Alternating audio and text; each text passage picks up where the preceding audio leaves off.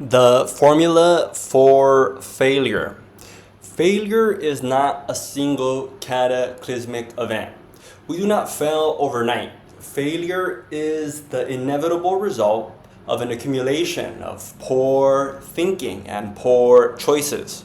To put it more simply, failure is nothing more than a few errors in judgment repeated every day. Now, why would someone make an error in judgment and then be so foolish as to repeat it every day? The answer is because he or she does not think that it matters. On their own, our daily acts do not seem that important. A minor oversight, a poor decision, or a wasted hour generally don't result in an instant and measurable impact. More often than not, we escape from any immediate consequences of our deeds.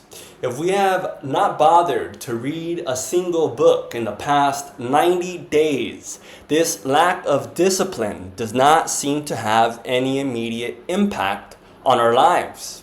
And since nothing drastic happened to us after the first 90 days, we repeat this error in judgment for another 90 days.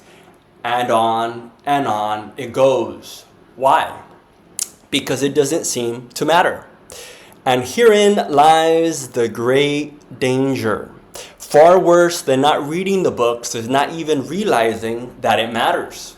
Those who eat too many of the wrong foods are contributing to a future health problem, but the joy of the moment overshadows the consequences of the future.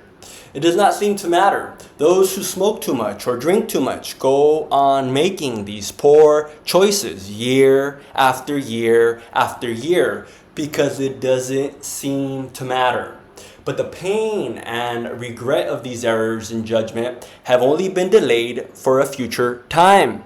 Consequences are seldom instant. Instead, they accumulate until the inevitable day of reckoning finally arrives, and the price must be paid for our poor choices.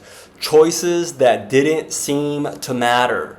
Failure's most dangerous attribute is its subtlety.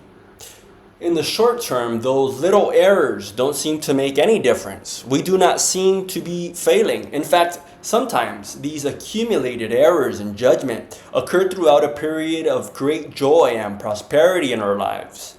Since nothing terrible happens to us, since there are no instant consequences to capture our attention, we simply drift from one day to the next, repeating the errors, thinking the wrong thoughts, listening to the wrong voices, and making the wrong choices. The sky did not fall on us yesterday. Therefore, the act was probably harmless. Since it seemed to have no measurable consequence, it is probably safe to repeat.